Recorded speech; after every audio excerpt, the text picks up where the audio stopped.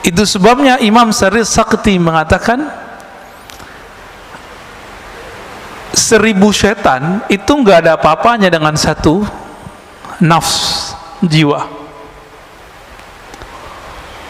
Atas dasar itulah kalau bulan puasa masih ada orang maksiat meskipun setannya sudah dibelenggu. Jadi kalau banyak orang bertanya, kan setan sudah dibelenggu. Nah, ini berarti doktrin kita salah selama ini. Maksiat itu nggak perlu ada setan. Merusak di bumi nggak perlu ada setan, Pak. Bakat alami dalam tubuh kita itu merusak. Assalamualaikum warahmatullahi wabarakatuh. Sebelum menyimak kajian dari Abuya Ar-Razi Hashim, marilah kita bersolawat kepada baginda Nabi Muhammad sallallahu alaihi wasallam. Allahumma salli ala sayyidina Muhammad wa ala ali sayyidina Muhammad. Bapak Ibu yang muliakan Allah, sebelumnya kita membahas tentang kasyaf ya. Ada kasyaf uyub, ada kasyaf ghuyub. Orang yang dibukakan mata hatinya melihat alam gaib. Apakah itu lebih baik daripada orang yang dibukakan mata hatinya melihat aib dirinya sendiri? Ternyata Ibnu Athaillah beliau mengatakan yang baik itu, yang afdal, yang sempurna adalah orang yang dibimbing Allah untuk membuka aibnya sendiri di hadapan Allah Subhanahu wa ta'ala. Jadi orang sakti bisa baca isi hati bukanlah orang hebat.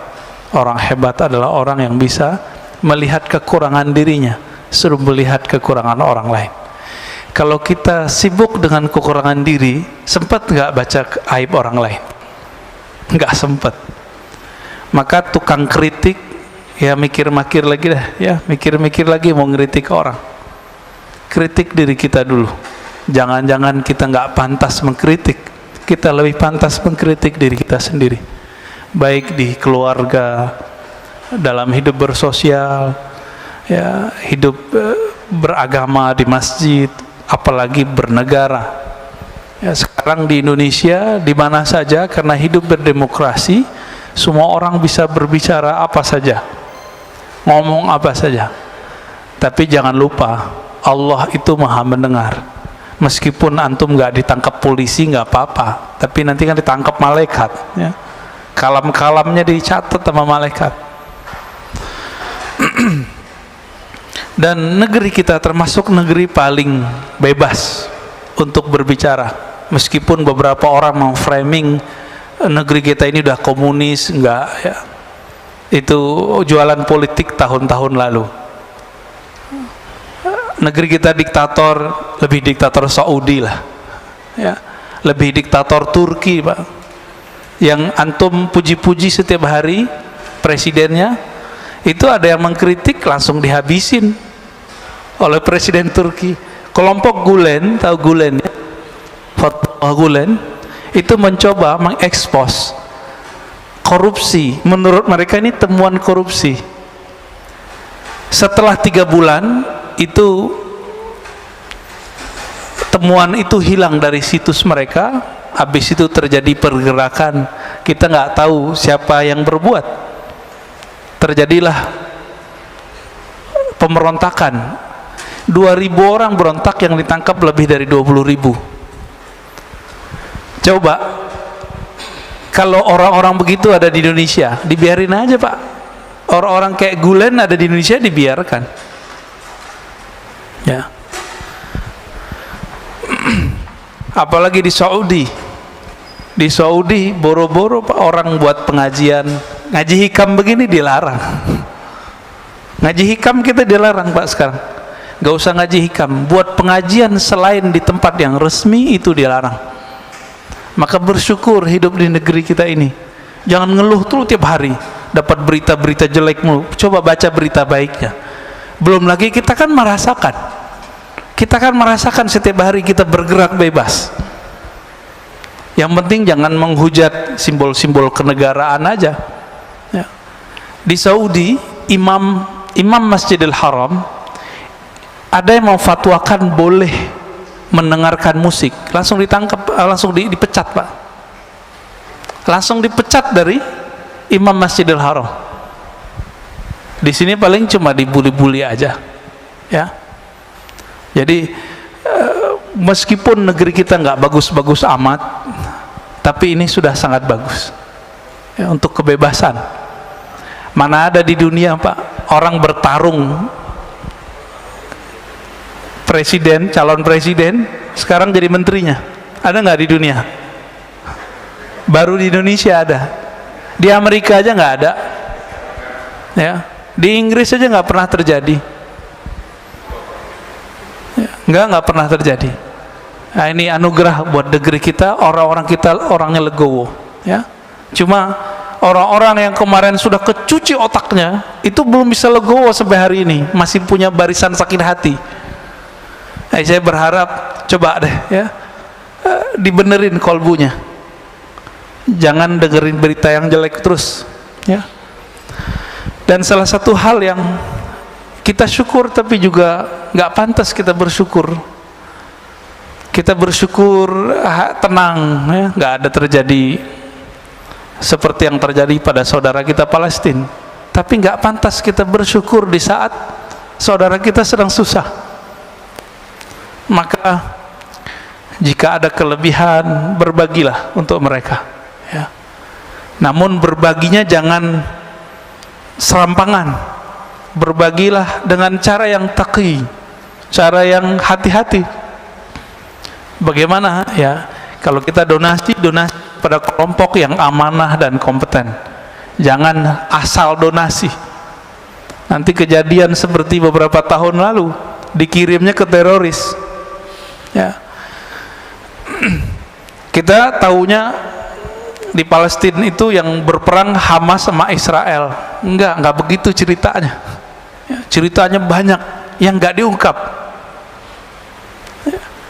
Kalau kita ceritain bisa panjang Pak, cuma kita sudah terframing Hamas, Zionis gitu kan. Tapi kalau Bapak bisa melihat berita-berita berbahasa Arab, berbahasa Inggris, bahasa Perancis, itu nanti kelihatan bahwa ada kelompok Yahudi disebut bahasa Arabnya al-Yahud al-Usuli. Kalau bahasa kita mungkin Yahudi ortodok, Yahudi kolot, atau Yahudi yang syar'i versi mereka. Itu demo hampir setiap hari Pak kemarin, mendemo Zionis. Jadi Yahudi ini beda dengan Israel, Zionis. Jadi Zionism bahasa Arabnya Sahyuniyah, itu Zionis, itu beda apa dengan Yahudi secara umum.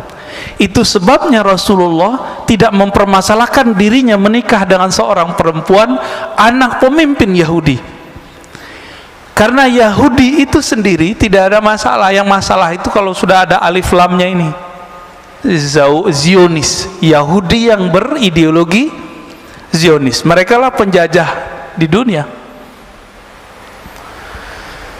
Tapi karena mereka sekarang punya media, punya kekuatan ekonomi, punya senjata-senjata yang canggih, ya mereka yang nguasain Pak. Tapi Yahudi yang ortodok ini mirip kayak teman-teman kita Salafi Pak, jenggotnya persis sama. Itu mereka kalau bermuamalah dengan perempuan sama seperti Salafi. Jadi kalau ada perempuan datang ke komplek mereka, itu nggak boleh pakaian sembarangan. Dan kalau nanya itu orang-orang Yahudi ortodok ini nggak berani lihat perempuan. Dan perempuan tidak boleh beribadah seperti laki-laki di tempat-tempat ibadah, persis seperti Salafi. Salafi kan ngelarang perempuan juga ke masjid, ya nggak?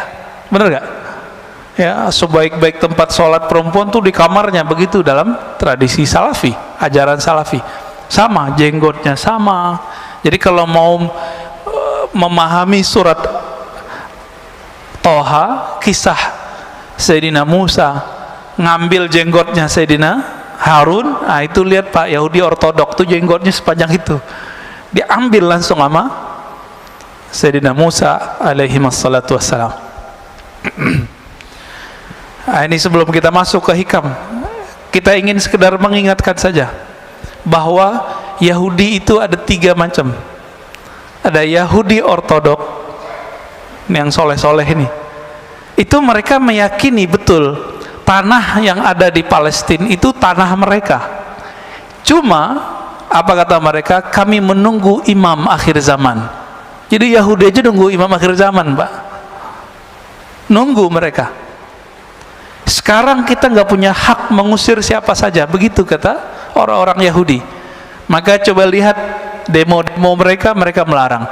Yahudi Ortodoks ini melarang ada TV di rumah, nggak boleh ada internet kecuali orangnya mungkin sopir Grab gitu ya, itu baru.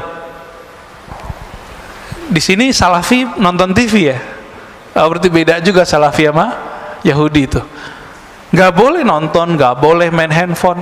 Jadi mereka kalau mau baca berita itu ada di pojok-pojok pertigaan jalan, kayak mading. Di pesantren kan ada mading tuh, sekolah-sekolah dulu kan ada berita, jadi orang baca berita aja di situ. Mereka sengaja berhenti di sana baca berita. Ya boleh disebut juga Yahudi kolot ya, tapi marah juga mereka disebut Yahudi kolot kali ya. Bahasa Arabnya al-Yahud al-Usuli. Yang kedua, Yahudi Sya'bi, Yahudi kebangsaan, nasionalis, watani. Ini mereka yang mencoba untuk mencari titik temu dengan orang-orang Palestina, mau berdamai. Tapi mereka nggak didengerin juga. Yang sering demo tapi nggak pakai jenggot panjang, nggak pakai kopiah yang topi yang khusus itu. Mereka biasa, orang-orang nasionalis. Tapi nggak didengar juga oleh kelompok yang ketiga. Yang ketiga itu kelompok Zionis Sahyuniyah. Ya, saya mengkonfirmasi ini lewat berita, lewat orang-orang yang pernah ke sana, dan kita juga pernah ke sana, dan juga guru kita dulu Syekhuna Ali Mustafa Yaqub dulu pernah membahas ini juga. Tadinya saya tawakuf, tidak mau komentar, tapi karena kita pernah ke sana dan pernah ketemu orang-orang yang meneliti 3 bulan di sana dan orang-orang yang berjuang di sana. Saya pernah ketemu juga orang Palestina menikah dengan orang kita. Jadi dia cerita, saya baru pindah gitu dan segala macam. Maka kita dapat cerita yang berbeda dari yang apa yang diberitakan sekarang. Ya.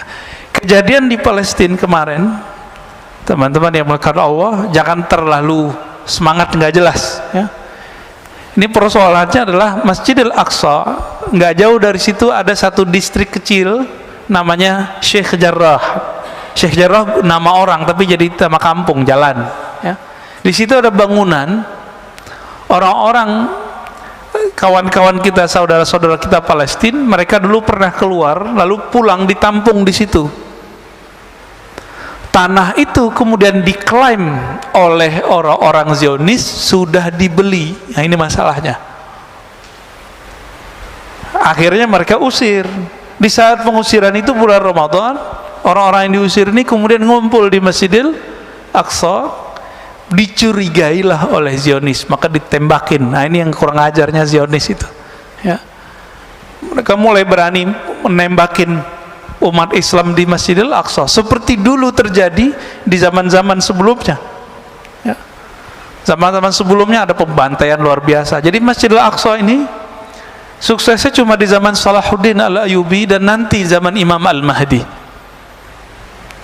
Jadi mau sampai kapan saja, kalau Imam Al-Mahdinya belum keluar, ini versi kita loh, bukan versi Yahudi, itu nggak akan bisa direbut, Pak.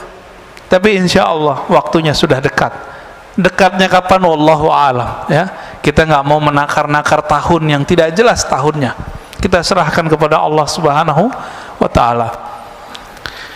Maka jangan asal donasi yang pasti. Bapak yang pernah masuk ke Israel diperiksa berapa kali? Masih ingat? 7 kali ya? Saya ingat saya 7 kali.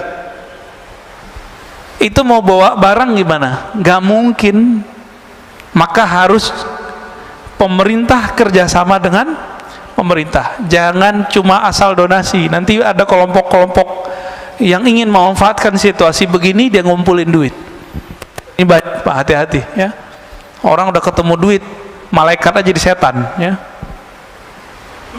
Orang suci jadi hilang sucinya. Udah ketemu fulus ya. Baik Bapak Saudara makanan Allah, saya lupa di bulan lalu terakhirnya apa ya, tapi kita baca aja bagian yang ini setelah bagian yang kasyaf ya. Aslu kulli ma'siyatin wa ghaflatin wa syahwatin ar-ridha 'anil nafs. Sebelumnya mari kita baca surah Al-Fatihah. Semoga Allah membuka hati kita dan membantu kawan-kawan kita yang sakit, yang sedang berjuang dimanapun mereka berada. Al-Fatihah. A'udzubillahi minasy Bismillahirrahmanirrahim.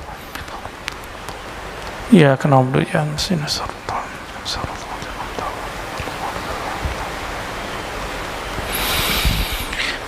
Qala Ibn Athaillah Sakandari qaddasallahu sirrahu aslu kulli ma'siyatin wa ghaflatin wa syahwatin ar-ridha 'anil nafs. Sumber dari semua maksiat, sumber dari semua penyakit hati bernama lalai, sumber dari syahwat itu adalah ar-ridha 'anil nafs. Meridhai, membiarkan kehendak diri, membiarkan diri kita terpapar oleh syahwat, membiarkan diri kita menikmati tidur lalu tidak tahajud, membiarkan diri kita berdebat, membiarkan diri kita untuk memandang sesuatu yang tidak halal.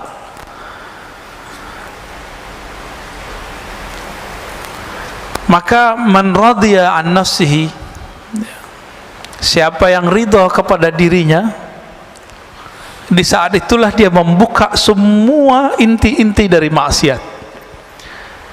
Itu sebabnya Imam Syarif Sakti mengatakan 1000 setan itu nggak ada apa-apanya dengan satu nafs, jiwa. Atas dasar itulah kalau bulan puasa masih ada orang maksiat meskipun setannya sudah dibelenggu. Jadi kalau banyak orang bertanya, kan setan sudah dibelenggu. Nah, ini berarti doktrin kita salah selama ini. Maksiat itu nggak perlu ada setan. Merusak di bumi nggak perlu ada setan, Pak. Bakat alami dalam tubuh kita itu merusak. Itu bakat alami. Inilah yang dibaca oleh setan, yang dibaca oleh malaikat. Apa kata malaikat? Ya Rabb, kenapa engkau menciptakan di bumi makhluk yang merusak dan membunuh? Jadi karakter jiwa kita itu sudah merusak. Dan saya sudah pernah membahas sebelumnya, jiwa ini punya karakter hewan, punya karakter buas, hewan ternak dan buas. Dengan karakter ini sudah cukup kita bermaksiat kepada Allah Subhanahu wa ta'ala. Jadi nggak perlu setan kalau mau maksiat. Bedanya setan itu menyesatkan. Nah, ini kata kunci. Jadi yang berbahaya dalam hidup kita bukan maksiat, bukan dosa, bukan zan,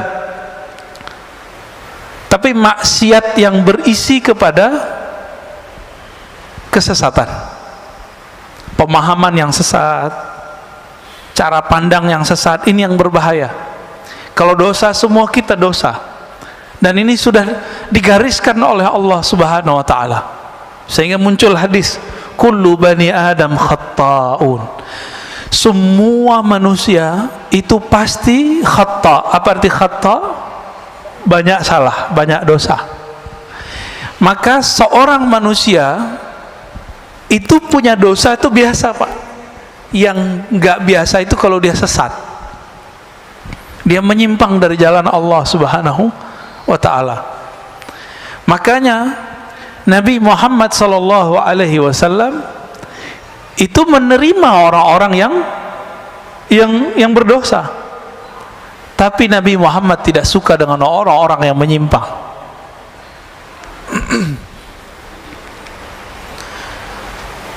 Dan dibalik, kalau maksiat, taat ya, kemudian syahwat itu dimulai dari kita ridha kepada diri. Lalu sebaliknya, pokok dari ketaatan, pokok dari kesadaran dan kehormatan itu adamur ridha minka anha. Kamu tidak membiarkannya, kamu tidak meridhoinya. Kalau sepertiga malam terakhir jam 3 Maunya badan tidur atau sujud, Pak? Tidur ya. Kita biarin begitu. Ini namanya asal kulli ma'asiyah. Maksiat mulainya dari situ. Kita biarin, kita manjain jiwa. Terlalu memanjakan nafs jiwa, ini awal dari semua maksiat. Ya.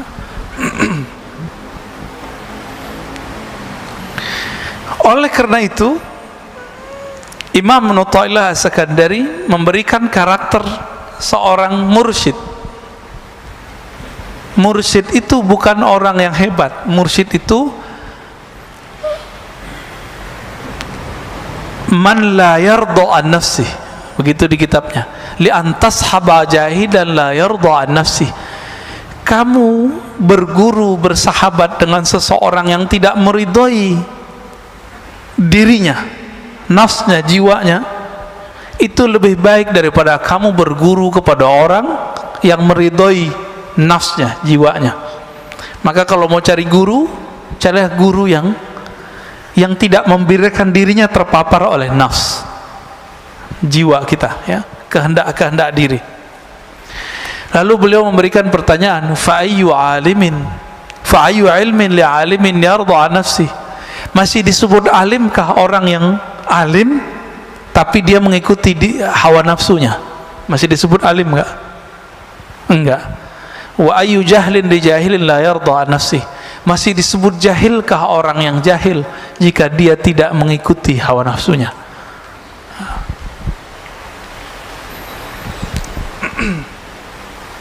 Sekarang kita masuk ke, ada satu istilah di dalam qalbu namanya basirah. Basirah itu kalau yang kita pakai sekarang namanya basar. Sifat melihat, kemampuan memandangnya dengan fisik. Ada yang memandang dengan batin, disebut dengan al-basirah. Coba kita baca teksnya. Syu'aul basirat yushhiduka qurbahu minka.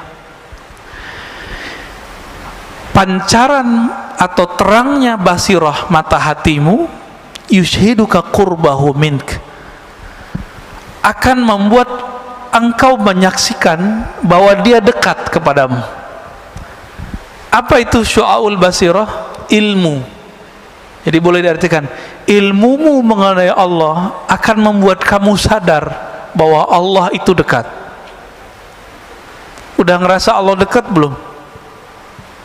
Kalau nggak diingetin nggak ya? Kenapa kita masih suka bertawassul? Karena kita merasa jauh kepada Allah. Kalau kita merasa dekat kepada Allah, itu nggak perlu tawassul, Pak. Jadi apa rahasia tawassul sebenarnya? Karena kita nggak punya kesadaran itu. Jadi ada di Inggris dua kelompok. Jadi kelompok Sufi Asy'ariyah, Sufi terus akidahnya Ahlussunnah Asy'ariyah, didebat oleh kelompok Salafi Wahabi. Pakai ayat wa idza sa'alaka ibadi anni fa inni qarib. Kata si Wahabi nih, Sufi, kalian tolol, kira-kira begitu. Allah akan dekat, ini ayatnya. Ini ayatnya, jika hambaku bertanya mengenaiku, maka katakan dia dekat. Ngapain kamu tawassulan segala? Apa jawaban dari seorang, ini kelompok perempuan, Pak, perempuan, tapi berdebat dan canggih sekali, ya, bikin kita jatuh cinta lah dengan dalil-dalil mereka. Apa kata si perempuan ini, yang Ahlussunnah, yang Sufi? Betul, Allah itu qarib, tapi apakah engkau merasakan dekat kepadanya? Bengong juga si perempuan, ya, yang Wahabinya. Semua kita tahu Allah itu dekat, tapi kesadaran merasakan Allah dekat itu biasanya orang berguru dulu. Nah, berguru itu bagian dari tawassul sebenarnya. Maka tawassul yang begini nggak masalah. Tawassul yang tidak boleh itu nyembah yang ditawassulin. Dan saya yakin tidak ada umat Islam yang menyembah kubur, ya, nggak ada. Dulu waktu saya bertanya persoalan ini kepada Syekh Badi Sayyid Al-Laham, itu belum marahnya bukan main. Karena beliau marah, saya kena ainnya, Pak, sakit 2 bulan. Jadi teringat terus, matanya itu kayak nyala. Apa kata beliau? La ara fid dunya ahadan minal muslimin yasjud li ghairillah illa fil Hind, gitu ngomongnya. Saya tidak melihat di muka bumi seorang muslim pernah sujud, pernah meminta kepada selain Allah, kecuali di India ada orang sujud ke kubur. Itu bukan orang muslim murni, udah nyampur-nyampur kali agamanya. Ya. Jadi ini orang-orang Salafi Wahabi ini terlalu suuzon. Imamnya sendiri sekarang namanya Saleh Fauzan, orangnya masih hidup dan kitabnya diajarkan di pesantren-pesantren modern. Ini yang kita singgung sebelumnya. Bulan puasa kan saya nggak bahas Pak, nggak mau polemik. Ini udah selesai puasa kita mau polemik lagi nih. Ya, nggak ada efek sama sekali sama mereka. Mereka malah tambah marah diingetin. Itu pengkhianatan terhadap pendiri-pendiri pesantren modern ini. Mereka kan ahlu sunnah semua. Ketika kemudian mereka berubah, kitabnya dirubah, ajaran akidah yang diajarkan ke santri-santri berubah. Yang diajarkan kitab Tauhid Syekh Saleh Fauzan, yang menyebut sufi sebagai ubadul kubur, yang menyebut orang-orang ahlus sunnah sebagai orang-orang yang sesat. Ahlus sunnah Asy'ariyah disebut sesat Pak, ini mohon maaf ya. Kita belajar sifat 20 Allah wujud qidam baqa, ini rata-rata belajar itu kan, benar nggak? Itu dianggap sesat oleh si pengarang kitab, dan kitab itu diajarkan di pesantren-pesantren modern. Ridho nggak Pak? Maka saya mengajak kiai-kiai yang emang antum diberikan kecerdasan oleh Allah, apa susahnya ganti kitab?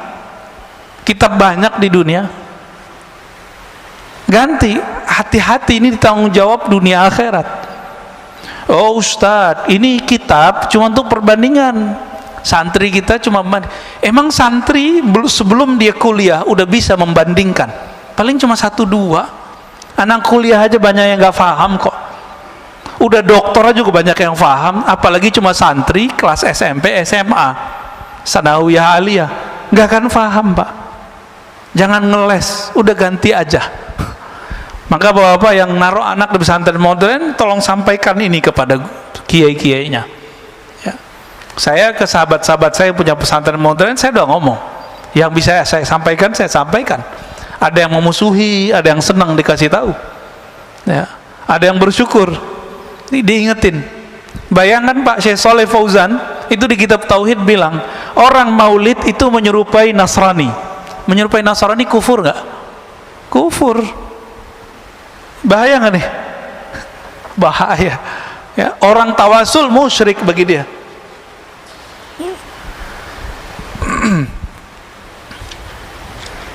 Baik. Wa ainul basirati tushhiduka adamak. Jadi ada pancaran ilmu mata hati. Jadi mata hati kalau sudah dapat ilmu, kita sadar Allah dekat. Tapi pancaran ini belum tentu membuat seseorang bisa memandang. Jika basirahnya sudah bisa merasakan memandang, tushhiduka adamak, maka ketika engkau mulai membuka mata hatimu, kata beliau, tushhiduka adamak, kamu akan merasakan bahwa dirimu itu tidak ada dibandingkan wujudnya. Jadi kita ini kalau nggak diwujudkan Allah, ada nggak? Nggak ada. Itu sebabnya seseorang yang faham bab ini, dia kalau berzikir la ilaha illallah, makna yang muncul adalah la fa'ila illallah. Apa artinya? Tiada yang berbuat kecuali Allah. Yang berbuat ke dalam diri kita, yang berbuat kepada anak istri, keluarga, teman, negara kita, bahkan yang terjadi sekarang di Palestina, yang terjadi sekarang di Saudi, di negeri kita, itu nggak akan terjadi kecuali Allah yang pada hakikatnya menggerakkannya. Pandemi sekarang izin Allah atau bukan? Izin Allah. Ridho nggak? Ridho ya. Pak Mirwan kemarin sakit ya. Kenapa? Kena COVID. Waduh, kena COVID juga. Kalau mas sebelah dibilang munafik Pak. Ya, orang COVID disebut munafik. Saya di WA oleh seseorang, dia bilang si anu meninggal kena COVID, dia munafik. Allahu Akbar. Saya doain dia kena COVID. ya, biar tahu rasa. Ini COVID kalau ketika datang ke orang, dia nggak nanya dulu, ente munafik nggak? Nanya nggak dia? Dia nggak nanya, Pak. Kena aja. Dari dulu di masa sahabat Rasulullah sudah banyak sahabat-sahabat yang kena virus. Disebut taun. Bukan berarti mereka ini munafik, tapi setiap sahabat merasa dirinya munafik. Tuh, sahabat Nabi merasa munafik, masa antum merasa suci? Maka kalau dituduh orang munafik, katakan betul saya munafik. Ini yang sering saya sebut ya, dalam Sahih Imam Muslim disebutkan bahwa Al-Hasan Al-Basri berkata, para sahabat dulu tidak ada satupun yang menganggap dirinya ala imani Jibril. Imannya itu setinggi imannya Jibril, nggak ada. Maka dia khawatir dirinya terjebak kemunafikan setiap saat. Ini bagian dari meridhoi diri sendiri. Ada penyakit yang berbahaya, ujub fil ujub. Ujub dalam keujuban, ujub dalam keikhlasan. Apalagi itu ujub? Ujub artinya kagum kepada diri sendiri. Bapak mohon maaf ya, yang setiap malamnya bisa tahajud, bisa qiyamul lail kemarin, itu sedikit di kolbunya ada merasa kagum. Wah keren juga nih, gitu ya. Bisa tahajud setiap malam. Itu ujub, Pak, namanya. Ujub dalam ketaatan, ujub dalam keikhlasan. Itu bisa merasa ikhlas, merasa ada berjuang. Dan ini bisa menghinggapi orang-orang yang berilmu dan beramal, baik beramal pribadi atau amal sosial. Termasuk ngurus masjid ini bisa ujub. Hati-hati pengurus ya. Kalau terbesit di hati, kalau bukan karena saya nggak jadi, itu ujub tuh dah. Dan ini wajib diistighfarkan dan ditobatkan. Tobatnya tobat batin, batinnya yang ditobatkan. Astagfirullah, ya Allah, aku minta ampun dari dosa ujub. Ini lebih susah bersihinnya daripada dosa maksiat. Dosa mata jelalatan tuh gampang, Pak, pakai subhanallah 100 kali hapus. Tapi kalau yang ini bertambah amal, dia bertambah ujub. Maka sebelum beramal, bersihkan dulu itu dengan istighfar dan tobat. Oleh karena itu, guru-guru kita mengajarkan salat tobat setiap hari. Dibidahin lagi sama teman kita. Salat tobat itu dikiaskan kepada orang yang masuk Islam sholat. Itu sholat tobat sebenarnya ya. Jadi kalau sudah terbuka mata hati, lalu bisa memandang, yang dipandang di alam semesta bukan fisiknya, yang terlihat adalah campur tangan Allah Subhanahu wa ta'ala. Negeri kita ini kalau bukan didoakan oleh para aulia, para wali-wali Allah, ini sudah chaos dari kemarin, Pak. Coba bayangkan ya, pertarungan 01, 02 kemarin, itu dahsyat sekali. Udah hampir bentrok ini umat. Sama-sama umat. Satu bawa nama umat, satu bawa nama umat, sama-sama umat. Udah hampir habis kita ini. Tapi karena doa-doa mereka, ini negeri masih bertahan, alhamdulillah. Bahkan orang-orang yang bertarungnya sekarang bergabung. Ini kalau nggak doa mereka, nggak akan aman, Pak. Nggak akan aman. Malaysia sempat kisruh juga masalah Perdana Menteri ya. Kita doakan jangan sampai negara-negara jiran kita kena juga ya. Ke atas sedikit, Patani udah lama kena musibah ini. Atas lagi Myanmar, sudah chaos, Pak ya. Ketutup sama berita-berita yang lain. Mereka hancur sehancur-hancurnya sekarang. Alhamdulillah negeri kita masih bertuhan lah mereka ya. Saudi nunggu waktunya aja. Perang saudara nanti mereka itu. Karena saudara udah ngantem saudaranya. Yang tersisa cuma itu. Yaman sudah hancur, Pak. Bener nggak udah hancur? Ada Houthi di situ, perang sama Saudi. Tiap hari. Paling Abu Dhabi kerja sama Israel, kan repot juga, Pak ya. Membingungkan. Qatar yang bantuin teroris waktu di Suriah kan banyak, kelompok-kelompok di Qatar, mungkin bukan governmentnya yang bekerja, tapi kelompok-kelompok yang ada di situ. Bahkan teman memfatwakan bunuh temannya. Syekh Yusuf Al-Qaradawi memfatwakan bunuh ulama-ulama yang pro kepada pemerintahan yang di Suriah. Sampai begitu.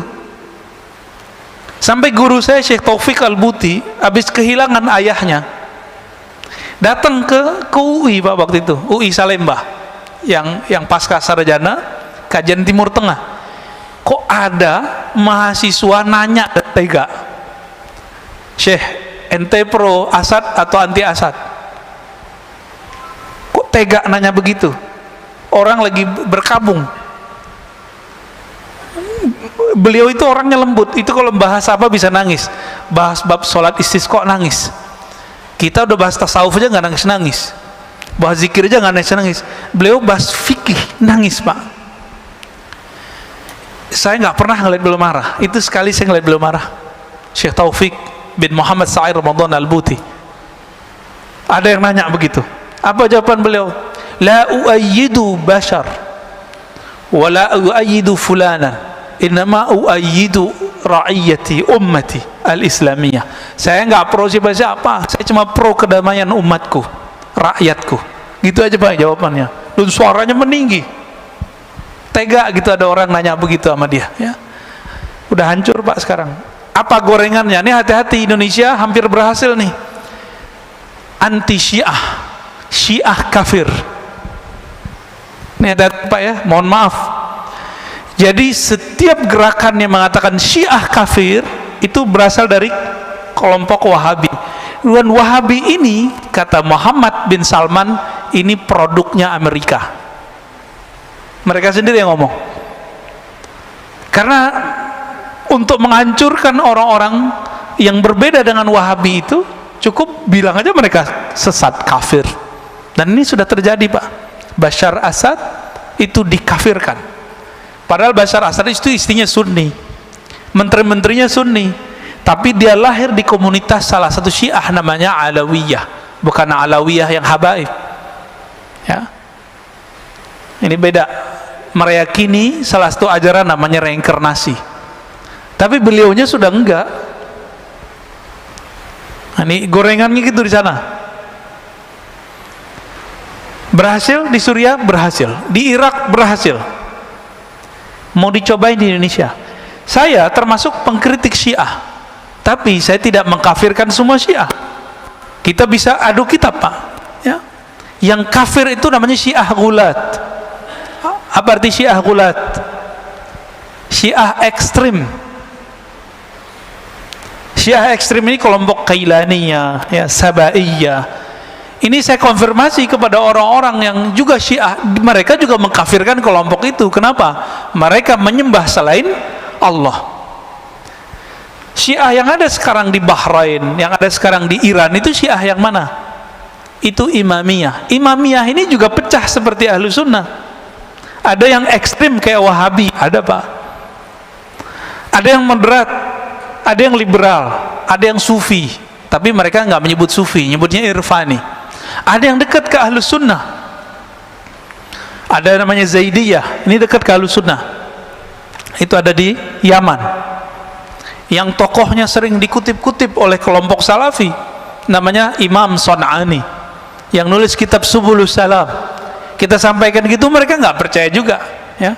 Padahal Son'ani tertulis dalam kitab-kitab Syiah Zaidiyah. Saya punya daftar ulama-ulama Zaidiyah itu. Ada lagi namanya Imam Syaukani, tapi belakangan sudah menjadi Ahlus Sunnah. Ini Syiah yang dekat ke Ahlus Sunnah.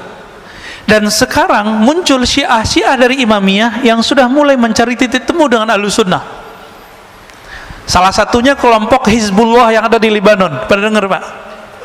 Itu sudah mulai mendekat kepada Ahlus Sunnah. Artinya mereka menolak ajaran mencaci maki sahabat dan istri-istri Nabi. Lalu ada di Kuwait, siapa namanya? Yasir Audah, ya. Tapi Yasir Audah yang Syiah ini menolak. Sorbannya gede, warnanya putih. Lalu ada yang dari kalangan Al-Marja' ad-Dini namanya. Marja' ad-Dini itu di sana mujtahid. Jadi mereka itu sampai sekarang menjaga strata ulama. Di Indonesia kan nggak ada ya, tapi sebenarnya secara praktek ada. Yang boleh mengeluarkan fatwa itu disebut al-marja' ad-dini. Dokter aja nggak boleh kalau dia nggak ngikutin jalur ini. 1, 2, 3 sampai terakhir namanya al-marja' ad-dini. Namanya Sayyid Kamal Al-Haidari. Dia menolak menghujat istri Nabi, tapi mengkritisi beberapa sahabat Nabi, cuma tidak mengkafirkan dan mencaci maki. Apa kata dia? Jika Syiah itu melaknat dan mencaci maki, mengutuk, maka itu bukan Syiah yang saya anut. Ini namanya Sayyid Kamal Al-Haidari. Maka beliau ini dikafirkan oleh kelompok Syiah ekstrim. Jadi ini nasib jadi orang moderat, Pak. Nasib jadi ahlu sunnah moderat dikafirkan oleh kelompok-kelompok yang saklek. Ini baru ada laporan dari sahabat saya ya. Buku saya tentang teologi Muslim Puritan yang pernah dicetak oleh teman-teman di sini ya. Pengurus kan pernah nyetak itu ya. Tentang genealogi Salafi. Orang nggak ngerti apa-apa, dia orang umum baru hijrah. Itu baca buku saya, itu langsung bilang, "Oh, ini buku liberal." Lu liberal dari mana? Yang nulis orang ngaji hadis kok. Kajiannya itu kan kajian berdasarkan ilmu hadis juga dan ilmu akidah. Jadi bagi dia yang nggak sama dia disebut liberal. Yang paling lucu sahabat saya Ustadz Salman Al-Farisi yang punya pesantren. Antum pernah ke sana ya? Ya ada saya lihat videonya di sana tuh. Yang buat pesantren madrasah hadis Al-Fajr ya. Ruhama Al-Fajr. Pesantren agraria, dahsyat itu. Pesantren trainer. Ustadz Salman, saya tanya kemarin, Ustadz, antum dituduh Syiah ya? Karena ngisi di Rasul. Oh, bukan itu sebabnya. Saya, kata beliau, dulu diminta oleh satu komunitas mengisi kajian mengenai sahabat Nabi. Karena yang ada itu anak-anak muda, yang paling cocok sama anak muda siapa? Cucunya Nabi siapa? Hasan dan Husain. Orang-orang Wahabi paling benci sama orang yang membahas Hasan dan Husain. Dianggap Syiah. Nah, itulah mulai ceritanya. Kita tahu persis ya, Ustadz Salman ini ahlus sunnah bukan 100% Mbak, 1000%. Beliau khatam kutubus sittah, kitab hadis Bukhari, Muslim, Abu Daud, Tirmizi itu lebih sering daripada saya waktu dia di Mekah. Mana Salafi sekarang yang khataman Sahih Bukhari, Muslim berulang kali? Nggak ada. Dia yang khatam tuh, Ustaz Salman tuh. Nah, maka kita mikir-mikir dulu mau membidah-bidahkan orang. Kita baca hadis sudah sebanyak orang itu belum? Ya, baik. Wa haqqul basirati syurka wujudahu la adamaka wa la wujudak. Kalau kita punya ilmu tentang Allah, kita merasa Allah dekat. Kalau mata batin dibuka oleh Allah, kita merasa bahwa Allah lah yang berbuat di alam semesta. Jika haqqul basirah disebut haqqul yakin.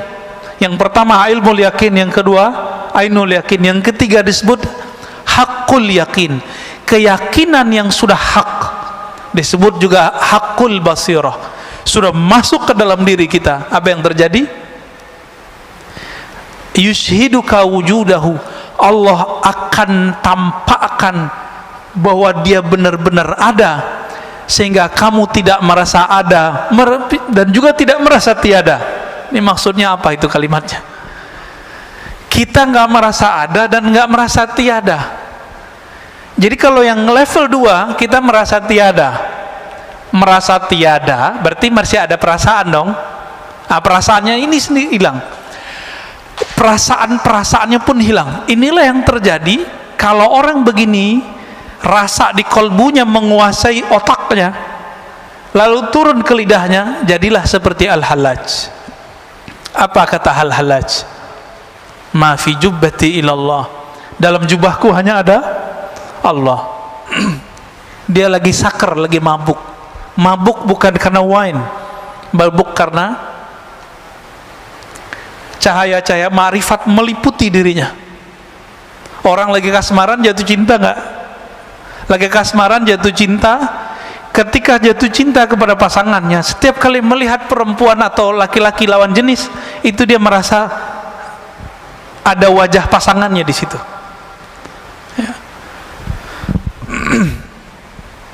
Saya waktu dulu pernah senang sama seseorang, itu ketika bercermin nggak kelihatan muka saya, Pak. Percaya nggak? Saya ngeliat muka dia. Apakah di cermin itu muka dia? Enggak. Jadi pikiran kita ketutup oleh rindu kepadanya. Itu rindu ke makhluknya bisa begitu, Pak. Apalagi kepada Khalik. Ini yang terjadi pada salah satu wali di Jawa, Syekh Siti Jenar. Jadi kalau antum sudah faham apa yang terjadi pada Syekh Siti Jenar, maka jangan kafirkan Syekh Siti Jenar. Dia sedang tenggelam dalam lautan keesaan Allah Subhanahu wa ta'ala, sehingga dia nggak menyaksikan dirinya ada ataupun tiada, nggak ada dirinya.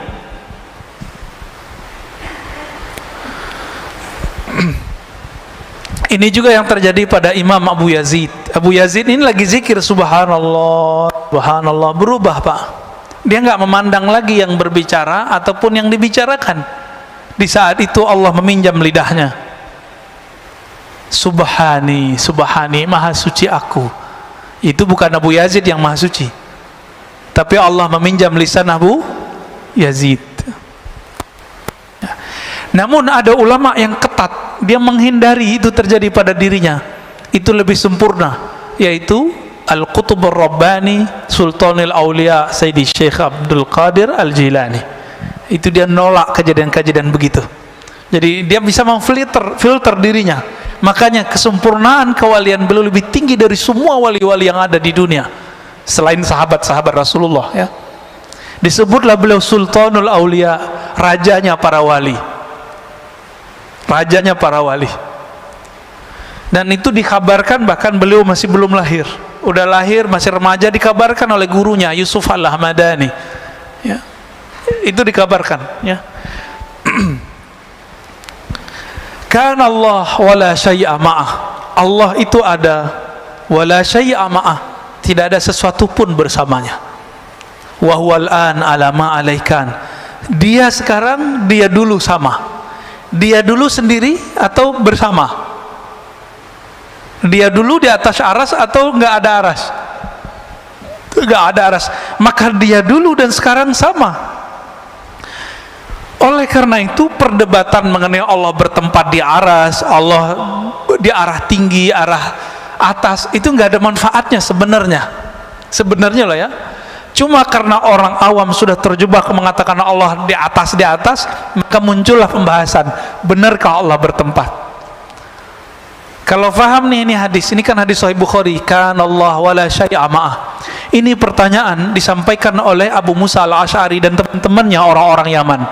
Abu Musa Al-Asy'ari, sahabat Rasulullah dari Yaman, yang Nabi mengatakan al-iman Yamaniyah, al-hikmah Yamaniyah. Iman itu dari Yaman, hikmah dari Yaman. Maka Islam Indonesia berutang kepada orang Yaman, karena yang banyak mengislamkan kita adalah Hadarim, orang-orang Hadramaut dari Yaman, ya. Ya, jazahumullah khairan katsira. Semoga Allah membalasi mereka dengan kebaikan. Di Jakarta ada yang tidak mau terkenal di masa hidupnya, sezaman dengan jidnya Habib Jindan, jidnya yang paling atas itu, Habib Jindan yang senior, Pak. Itu punya teman namanya Al-Habib Ali Al-Yamani. Orang taunya cuma Syekh Ali Al-Yamani, nggak mau terkenal. Dekat dengan Habib Hussein, luar Batang. Saya sampai sekarang belum pernah, Pak, ziarah ke luar Batang itu, ya. Itu ada Syekh Ali Al-Yamani datang dari Yaman ke sini bawa thariqat Qadiriyah dan thariqat Alawiyah, ya. Nggak dikenal orang, tapi Habib Jindan dikenal sama beliau. Itu kalau gak habaib bisa dicek, Pak, ceritanya. Siapa nama syekhnya? Syekh Ali Al-Yamani. Nanti cari, ya, namanya Syekh Ali Al-Yamani, yang suka ziarah ke sana. Syekh Ali Al-Yamani Penjaringan. Ini kelompok habaib juga, ya, keturunan dari Yaman juga. Dulu orang Yaman, Abu Musa Al-Asy'ari dan keluarga klannya datang kepada Nabi ngaji. Apa pertanyaannya?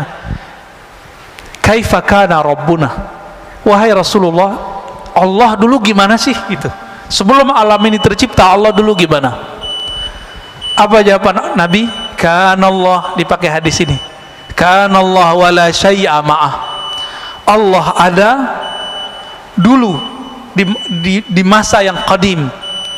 Allah ada dan tidak ada arasy, tidak ada langit, tidak ada bumi, tidak ada malaikat, tidak ada Ahmad, tidak ada Muhammad, hanya Allahu Ahad. Itu dia. Itulah makna kul huwallahu ahad. Rahasia kul huwallah di situ, Al-Ikhlas. Allah senang disebut sendiri.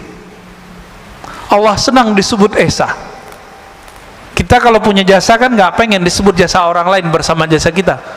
Yang boleh begitu cuma Allah, yang boleh narsis itu cuma Allah. Jadi yang maha narsis itu cuma Allah, yang maha ego cuma Allah. Kita nggak boleh ego, kita nggak boleh narsis. Kalau Allah dulu dan Allah sekarang sama, perlu nggak debat Allah bertempat? Sebenarnya nih nggak perlu ya. Perlu nggak mengatakan Allah di langit? Lalu bagaimana dengan hadis seorang budak perempuan yang mengatakan Allah di langit? Imam Ibnu Hajar mengatakan perempuan ini kecerdasannya tidak sempurna. Saya ngomong begini Pak dituduh Syiah, cuma karena mengatakan fakta itu. Yang ngomong bukan saya kok, yang ngomong Imam Ibnu Hajar. Apakah Ibnu Hajar seorang Syiah? Kan enggak, Imam Ahlus Sunnah. Kalau Ibnu Hajar itu Syiah, maka semua kita Syiah. Ibnu Hajar ini yang mensyarah, yang menjelaskan Sahih Bukhari dan paling bagus. Kalau penjelas Sahih Bukhari ini dituduh Syiah, kira-kira kita gimana Pak? Oh, kita lebih sesat dari beliau lah ya. Dan orang-orang yang berzikir dengan zikir-zikir setan, wujudku wujud Allah, zatku zat Allah, sifatku sifat Allah, ini orang kurang ajar kepada Allah ya. Yang benar wujudku tidak ada, yang ada cuma wujud Allah pada hakikatnya. Ini orang berzikir, zikirnya apa? Wujudku wujud Allah. Kasus ini dulu terjadi di Aceh, kampung Pak Mirwan ini. Terjadi kasus kelompok namanya kelompok Wujudiyah. Dulu imamnya namanya Hamzah Al-Fansuri. Itu dari keturunan juga sebenarnya, thariqatnya Qadiriyah. Beliau ini punya murid pengikut namanya Syamsuddin As-Sumatrani. Mereka itu emang pengamal zikir dan sampai mengalami ekstase dan mengatakan wujud kami tidak ada, yang hanya ada wujud Allah. Lalu di masa Syekh Nuruddin Ar-Raniri, itu campuran, dia ibunya Melayu, ayahnya India, Randir atau Ranir, keturunan Arab juga. Beliau ini dari Gujarat datang ke Aceh dan nulis dalam berbahasa Arab Melayu, bahasa Jawi, bahasa Aceh. Nulis tentang sultan, tentang akidah. Saya membaca salah satu kitabnya, Kashful Ma'lum. Masya Allah, luar biasa. Beliau mengkritisi apa yang terjadi pada zaman Hamzah Fansuri. Karena menurut beliau, orang ngomong wujudku wujud Allah, ini dia belum nyampe kepada masa ekstase seperti Al-Hallaj dan yang lain-lain, Abu Yazid. Maka mengatakan itu haram. Jadi Bapak Saudara makan Allah, kapan seseorang boleh mengatakan wujudku tidak ada, yang ada wujud Allah? Dia kalau sudah sampai di hakul yakin. Tapi kalau kayak kita ini, kita kan baru sampai di hakul ilmu yakin, teori bertuhan. Ilmunya dalil, mana dalilnya? Orang seperti ini haram mengatakan tiada ada wujud kecuali wujud Allah. Sisa ajaran ini dipakai oleh Kartosuwiryo. Dia ajarkan ke santri-santrinya waktu berjuang. Santri-santrinya yang sekarang zikirnya begitu, padahal makomnya belum nyampe. Sekarang kan masih ada tuh NII, DII. Mereka punya khalifah sendiri Pak, punya amir sendiri, punya menteri sendiri. Sekarang cuma sebatas tradisi, struktur masyarakat. Saya dengar salah satu murid yang ngomong, la ilaha illallah tu la wujuda illallah, la mawjuda illallah, tiada yang wujud kecuali Allah. Ini kan gawat. itu nggak boleh dilafazkan kecuali sudah nyampe. Ya, jadi kalau sudah merasakan bahwa kita ini ada karena diadakan Allah, berarti baru ilmu yang pertama. Belum boleh ngomong wujud saya, wujud Allah. Kalau yang kedua, yang berbuat hanya Allah. Yang ketiga, tiada wujud dan tiada juga ketiadaan itu kecuali hanya Allah Subhanahu wa ta'ala. Semoga pusing. Udah syuruk Pak, kali mau ada yang ditanya, mau diskusikan, silakan. Ini ada permintaan doa dari sahabat kita Pak Asmar, ya, dekat sini ya, Pak Asmar Haris, anaknya di Aceh sekarang sedang opname, sedang sakit. Saya mohon Bapak Ibu keikhlasannya untuk mendoakan kiriman Fatihah, ya. Al-Fatihah ila ruhi waladih wa jismih aulia perdipta. Al-Fatihah.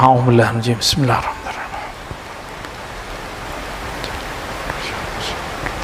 Siratal ladzina an'amta 'alaihim. Yaqil Fatihah wasir Fatihah. Amin. Sallallahu.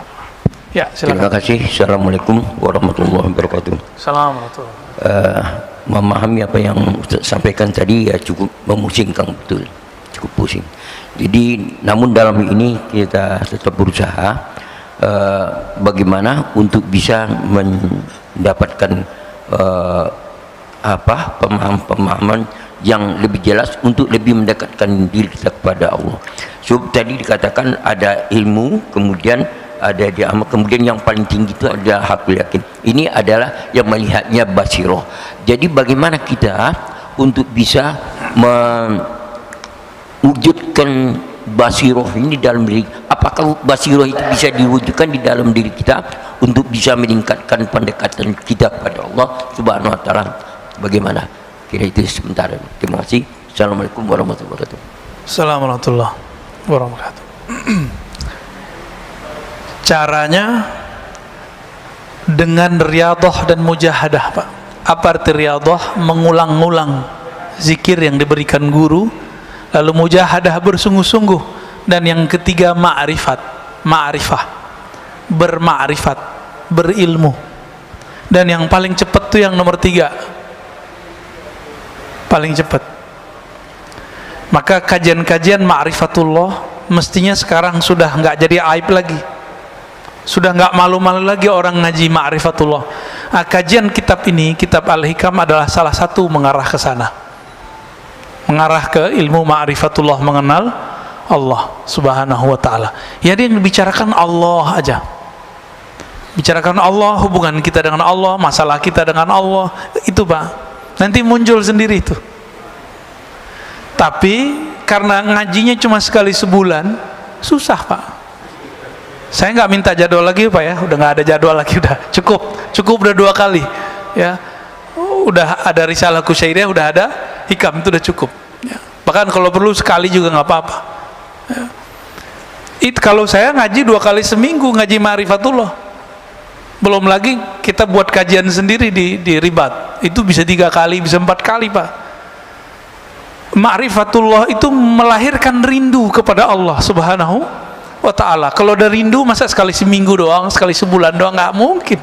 Bisa maunya tiap hari kita ngomongin Allah.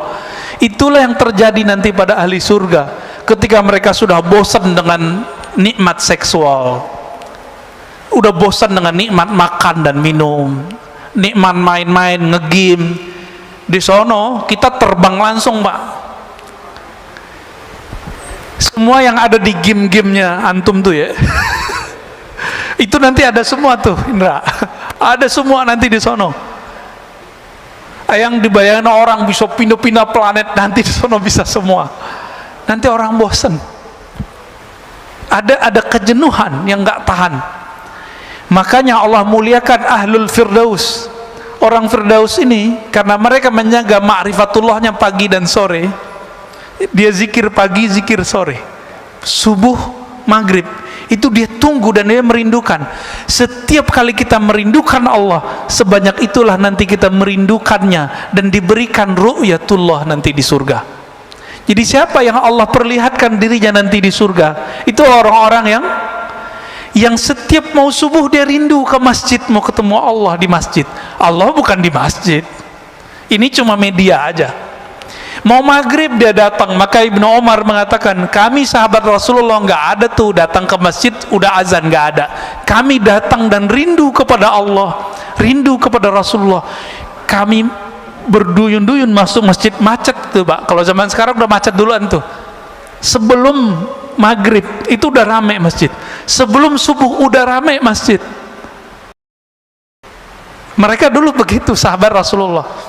Maka Allah kasih rahasia mereka ini, dan sampai zaman sekarang siapa yang menjaga dua waktu ini, Allah akan memperlihatkan dirinya melepas semua kerinduan ahli surga Firdaus 2 kali sehari, semalam, pagi sore. Tapi seharinya, sehari semalamnya sama dengan 1000 tahun dunia. Pagi sampai sore 500 tahun, sore sampai malam 500 tahun. Gimana nasib orang yang cuma minta bidadari 72 terus bunuh orang? Itu waras nggak sih Pak, Ibu? Waras nggak? Saya mau dapat nikmat bidadari 72 terus saya ngebom orang, itu waras nggak sih?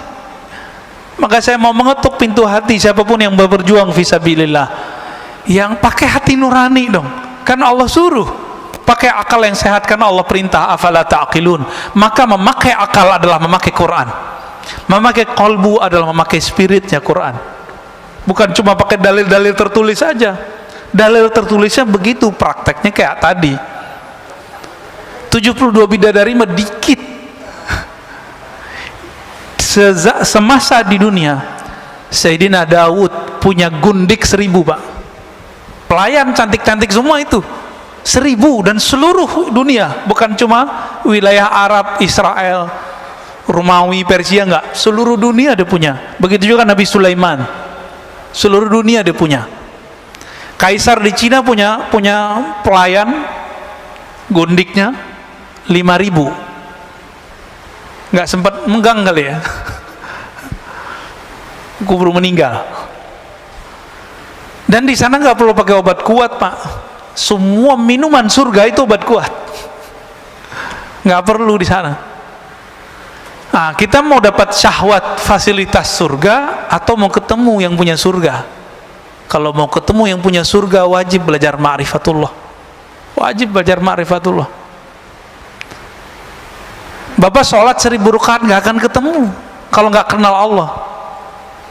Makanya dari awal kita sudah sering katakan, lebih afdal ngaji apa sholat sunat? Ngaji. Ngomong begini, ngomong tentang Allah, itu Allah lebih suka Pak daripada sholat. Sholatnya nggak khusyuk. Antum nih sholat sekarang, kita lagi ngaji, pasti pikirannya kemana-mana. Atau merasa diri, wah ustadz nih nggak bener nih, orang kalau udah syuruk masih aja gitu ya. Semoga nggak begitu Pak ya. Tapi saya yakin bertengkar tuh di pikirannya, mau ngaji pas sholat sunat, mau ngaji pas sholat sunat, mending ngaji aja dulu. Tapi Bapak yang mungkin mau buru-buru silakan, mungkin mau kerja, Sabtu mau kerja apa Pak? Dikerjain kali ya. Jadi ngomongin begini nih, ngomongin sifat Allah, ngomongin surga Allah, ngomongin tentang Allah, itu Allah lebih suka daripada kita baca Quran berlapis-lapis tapi nggak ngerti. Tapi kalau Bapak ngerti bahasa Quran, di situ banyak sifat Allah, Allah juga suka. Jadi kapan baca Quran jadi mulia? Kalau saya baca Quran dan saya ngerti di situ sifat-sifat Allah. Saya mau tanya nih, kita senang nggak dibicarain kebaikannya sama orang? Kita, narsis ini pancaran dari narsisnya Allah. Makanya Allah mengatakan al-kibriya'u ridai, kesombongan itu, keujuban itu milikku semua, bukan milik kalian. Maka yang boleh sombong cuma Allah. Sombong artinya merasa besar. Lalu kita bicarakan kebesarannya, makanya Allah suka sama orang-orang begitu. Daripada sujud pikirannya kemana-mana. Ya, ini yang dikatakan oleh Imam Syafi'i, ya, diriwayatkan juga oleh Imam Ibnu Majah. Orang bicara ilmu tentang Allah, satu bab saja itu lebih utama daripada sholat 1000 rakaat. Lebih utama Pak. Tapi jangan karena ngaji terus ninggalin sholat, gak bener juga ya. Kita udah bersama Allah, nggak perlu sholat. Kan ada yang ngomong begitu. Ngapain sholat? Allah udah dalam diri. Ini sombong lagi nih orang, ya. Sombong lagi nih orang. Jadi caranya yang ketiga tuh paling Pak, di umur kita sekarang yang paling cepat ma'rifat, berma'rifat. Karena kalau ngikutin Syabdul Qadir kuat nggak Pak? Nggak tidur 20 tahun. Nggak tidur malam hari, siang aja tidurnya Qailullah. Kuat nggak? Ini aja udah ubanan Pak ya. Nggak mungkin kita nggak kuat ngikutin Abu Hurairah tiap malam 12.000. Kita nggak kuat kayak Zainal Abidin setiap hari 1000 rakaat. Makanya namanya Zainal Abidin, namanya Ali bin Husain bin Ali, gelarnya Zainal Abidin. Ini ada Habib Zainal Abidin ya, ya Habib Ali juga kali namanya. Itu nggak kuat Pak kita. Ada yang sholawat di sini 1000, itu udah gempor ya. Paling-paling cuma sholawat habis sholat, kayaknya udah soleh banget gitu ya. Paling-paling zikir pagi sore, enggak. Mereka kekasih Allah, kasih Rasulullah, sholawatnya bahkan setiap nafasnya. Beda sama kita. Kita nggak kuat ngikutin itu Pak. Abu Yazid Al-Bustami, di zaman yang dulu masjid itu susah, salah satu amalannya adalah sholat di masjid, jalan kaki. Ini Masya Allah, masjid kita ini dekat nggak ke komplek? Pakai mobil Pak, belagu. Ya, sombong amat itu. Tapi nggak sombong lah ya, barangkali mobil tenang juga dibawa ke masjid. Modus ngeles ya. Abu Yazid amalannya apa Pak? 1000 masjid di zamannya dia kunjungi jalan kaki. Ingat-ingat di masa kecil dulu Bapak punya masjid di kampung, itu cuma satu kecamatan satu masjid. Saya masih ingat masa kecil saya begitu. Bapak saya cerita tuh, masjid kita cuma sholat di masjid ini. Satu kecamatan Pak sholat di situ, jalan kaki. Bayangkan ini 1000 masjid. Abu Yazid Al-Bustami, beliau jadi wali, hampir gagal jadi wali karena ngeludah dari masjid. Ngeludah di masjid Pak. Gak berani Abu Yazid itu selonjoran kakinya. Ini lagi Jumatan, kakinya selonjoran ya. Nggak punya adab ya. Tapi kalau ada orang kiri kanan kita begitu, kita nggak punya hak marah Pak. Gurunya yang boleh marah ya, kecuali kita mau nasihatin. Lagi pengajian, ini banyak Pak yang pengajian sama saya yang alirannya beda sama kita. Itu kalau nanya kakinya dinaikin satu, terus satunya, oh Ustaz, nah gitu kayak nanyanya gitu. Ngetes, awalnya ngetes, habis ngetes baru bersila baik-baik ya.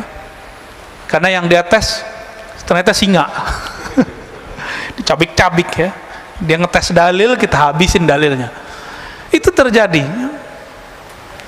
Diingetin, disindir dalam khutbah, oh malah tambah selonjor kakinya ya. Tapi orang begitu nggak usah dikata-katain Pak. Kenapa? Dia lagi berperang dalam dirinya.